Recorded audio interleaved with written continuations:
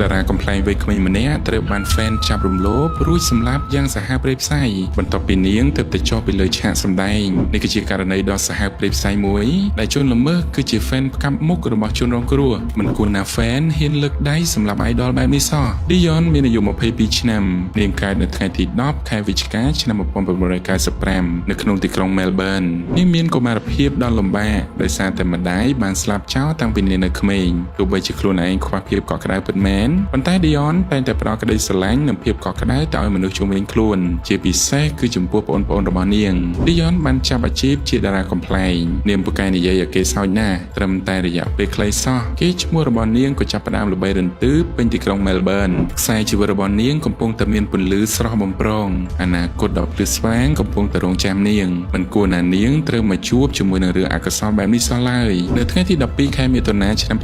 2018 Dion បានឡើងសម្ដែងនៅក្នុងកម្មវិធី Highlander Bar នាងធ្វើបានយ៉ាងល្អឥតខ្ចោះទស្សនិកជនសើចសប្បាយកាក់កាយម្នាក់ចូលចិត្តមើលការសម្ដែងរបស់នាងណាស់បន្ទាប់ពីសម្ដែងចប់ Dion បានដើរជាមួយនឹងមិត្តប្រុសត្រឡប់ទៅផ្ទះវិញមកដល់ត្រង់ស្ថានីយ៍ Flinders Street ពួកគេក៏បែកផ្លូវគ្នានៅម៉ោងប្រហែលជា11យប់នាងបានផ្ញើសារប្រាប់មិត្តប្រុសថាអូនជិតមកដល់ផ្ទះហើយនៅសល់តែប្រមាណប្លុកទៀតប៉ុណ្ណោះប៉ុន្តែជាអកុសលនាងគ្មានឱកាសបានទៅដល់ផ្ទះវិញឡើយកាមេរ៉ាសុវត្ថិភាពបានបង្ហាញថាមានបរិមម្នាក់ឈ្មោះថា James អាយុ19ឆ្នាំគឺជា fan ផ្កាប់មុខរបស់នាងគេបានដើរលបតាមពីក្រោយតាំងពីកន្លែង concert មកម្លេះដោយរក្សាគម្លាតចម្ងាយពី20ទៅ30ម៉ែត្រដើរពីក្រោយនាងគេបានពួននៅក្នុងស្រមោលងងឹតដើម្បីរងចាំឱកាសចាប់ធ្វើបាបនាងលុះពេលនាងដើរមកដល់ក្បែរសួនគេក៏ស្ទុះទៅវាប្រហារនាងក្នុងគោលបំណងចាប់រំលោភសេពសន្តិវៈ Dion បានស្រែកនិងវាយតដៃដើម្បីការពារខ្លួនដែរប៉ុន្តែកម្លាំងនាងមិនអាចតតាំងជាមួយឃាតករបានឡើយ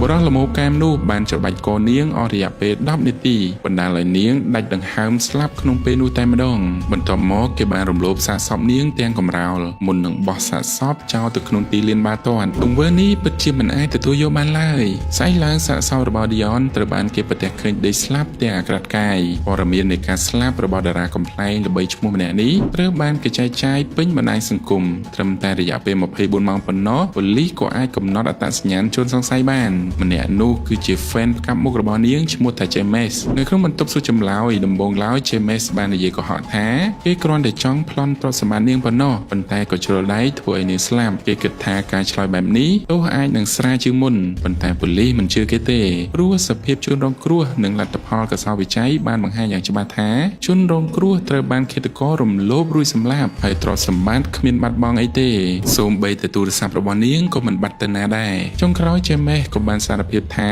គេបានតាមដាននាងដើម្បីចង់បំពេញតណ្ហារបស់ខ្លួនដោយសារតែគេឆ្លុះវង្វេងជាមួយនឹងរឿងអាភិបបែបហិង្សានិងមានក្តីស្រមៃចង់ធ្វើរឿងនេះមកជាច្រើនខែហើយអ្វីដែលកាន់តែរន្ធត់នោះនៅក្នុងគុកគេបាននិយាយប្រាប់ឪពុកគេថាគេខកចិត្តណាស់ដែលអក្រិតកម្មនេះមិនបានប្រព្រឹត្តទៅតាមផែនការដែលគេចង់បានព្រោះគេមានគម្រោងចង់ក្លាយទៅជា serial killer នៅក្នុងឆ្នាំ2019 James ត្រូវបានតុលាការកាត់ទោសឲ្យជាប់ពន្ធនាគារអស់មួយជីវិតបងប្អូនទាំងគ្នាជាពិសេសស្រីៗសូមប្រុងប្រយ័ត្នឲ្យបានខ្ពស់ពេលធ្វើដំណើរទៅណាមកណាបើអាចជៀសបានសូមកុំធ្វើដំណើរនៅពេលយប់តែម្នាក់ឯង